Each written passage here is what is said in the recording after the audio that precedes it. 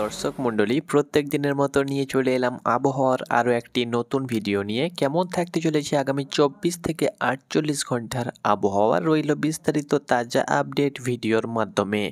আগামী 24 থেকে 48 ঘন্টার ভিতরে একটি বৃষ্টির সম্ভাবনা রয়েছে পশ্চিমবঙ্গ সহ বাংলাদেশের বিভিন্ন জেলায়। আপনাদেরকে জানিয়ে দেব আগামী 24 থেকে 48 ঘন্টায় কোথায় কোথায় বৃষ্টিপাতের সম্ভাবনা রয়েছে।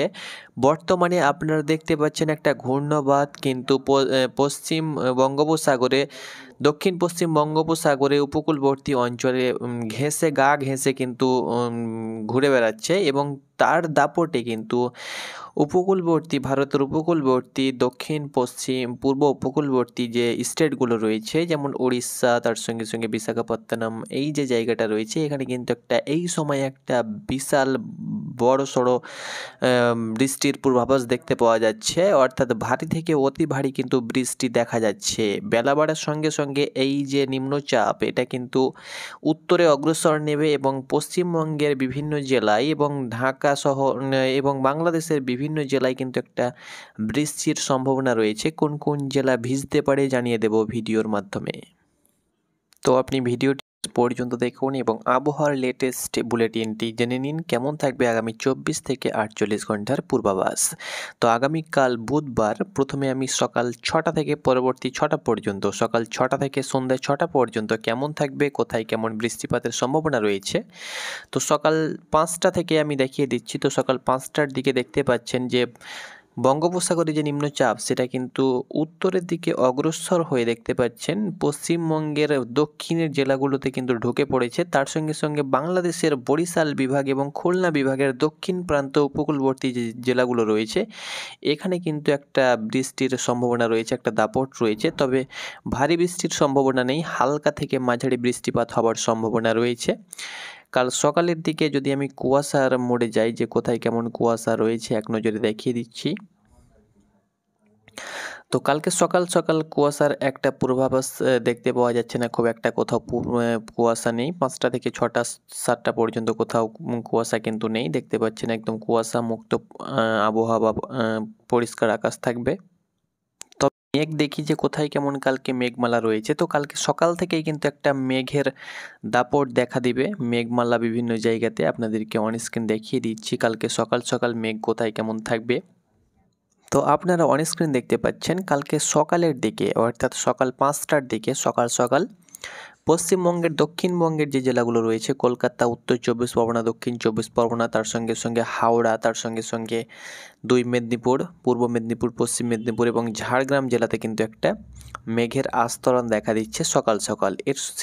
তার সঙ্গে সঙ্গে বাংলাদেশের বরিশাল এবং খুলনা বিভাগে, চিটাগাং, এদিকে চিটাগাং, কুমিল্লা বিভাগে কিন্তু একটা সকাল সকাল একটা মেঘের একটা পুরোপুরি একটা মেঘ কিন্তু দেখা দিবে। খুলনা বিভাগের যেসব জেলাগুলো রয়েছে, বরিশাল বিভাগের যেসব জেলাগুলো রয়েছে, খুলনা বিভাগের যেমন এখানে রয়েছে যশোর রয়েছে, তার সাথে সাথে সাতক্ষীরা রয়েছে, মেহেরপুর রয়েছে, নারাইল রয়েছে, চুয়াডাঙ্গা রয়েছে, কুষ্টিয়া, মাগুরা, খুলনা, বাগেরহাট, ঝিনাইদহ, এই সমস্ত জেলাতে কিন্তু একটা সকাল সকাল মেঘের দাপট দেখা দিবে। এবং যদি বরিশাল বিভাগে যাই, তো বরিশাল বিভাগে যেসব জেলাগুলো রয়েছে, ঝালিকাঠি, তার সঙ্গে সঙ্গে পটুয়াখালী, পিরোজপুর, বরিশাল, ভোলা, বরগুনা, এইসব জেলাতে কিন্তু একটা সকাল সকাল কিন্তু একটা কুয়াশা মেঘযুক্ত আকাশ কিন্তু দেখা দিবে খুলনা বিভাগে এবং বরিশাল বিভাগে। কারণ এই দুটো বিভাগে কিন্তু একটা বৃষ্টির সম্ভাবনা রয়েছে বিভিন্ন জেলাতে, এই জন্য কিন্তু সকালের দিকে কিন্তু মেঘ থাকবে। বেলা বাড়ার সঙ্গে সঙ্গে কিন্তু মেঘযুক্ত আকাশ হয়ে যাবে। বৈকালের দিকে কিন্তু কোনো প্রকার মেঘ দেখা যাচ্ছে না। বেলা বাড়ার সঙ্গে সঙ্গে কিন্তু মেঘ কিন্তু মুক্ত হয়ে যাবে। সন্ধ্যা পর্যন্ত দেখা যাচ্ছে মেঘ কিন্তু থাকছে।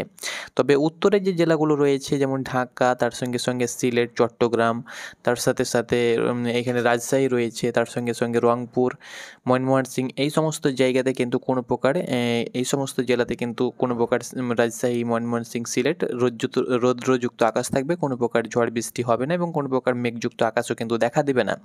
পশ্চিমবঙ্গের যেসব উত্তরের জেলাগুলো রয়েছে, যেমন বীরভূম, তার সঙ্গে সঙ্গে মুর্শিদাবাদ, মালদা, তার সঙ্গে সঙ্গে 2 বর্ধমান, তার সঙ্গে সঙ্গে হুগলি এবং উত্তরের যে জেলাগুলো রয়েছে, যেমন উত্তর দিনাজপুর, দক্ষিণ দিনাজপুর, তার সঙ্গে সঙ্গে উত্তরের দার্জিলিং, তার সঙ্গে সঙ্গে আলিপুরদুয়ার, এই সমস্ত জেলাতে কোনো প্রকার মেঘযুক্ত আকাশ থাকবে না। রৌদ্রোজ্জ্বল ঝলমলে আকাশ কিন্তু পরিষ্কার থাকবে, কোনো প্রকার বৃষ্টির কিন্তু সম্ভাবনা নেই।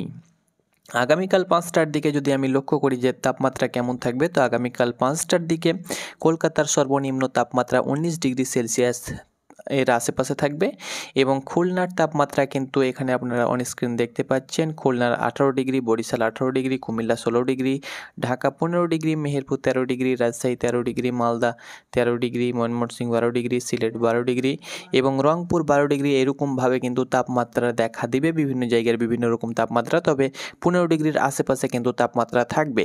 এই পশ্চিমী ঝঞ্ঝার কারণে তাপমাত্রা বৃষ্টির হবার পরে আগামী বৃহস্পতিবার থেকে কিন্তু একটা তাপমাত্রা কমবে এবং হালকা একটা ঠান্ডার আবেগ দেখা দিবে। জানুয়ারি মাসে কিন্তু আবারও কিন্তু একটা হাড় কাঁপানো শীতের আশ্বাস দিয়েছে বা আশ্বাস থাকতে পারে, কারণ উত্তরের যেসব ভারতবর্ষের উত্তরে যেসব রাজ্যগুলো রয়েছে, যেমন নিউ দিল্লি এবং আরও অন্যান্য জায়গার যে রাজ্যগুলো রয়েছে, সেখানে কিন্তু তুষারপাত সম্ভাবনা রয়েছে এবং অনেক কনকনে হাড় কাঁপানো ঠান্ডা থাকবে। এর কারণে কিন্তু পশ্চিমী ঝঞ্ঝার কারণেই কিন্তু আমাদের পশ্চিমবঙ্গ সহ বাংলাদেশের বিভিন্ন জায়গায় কিন্তু একটা ঠান্ডার একটা আশ্বাস থাকতে চলেছে।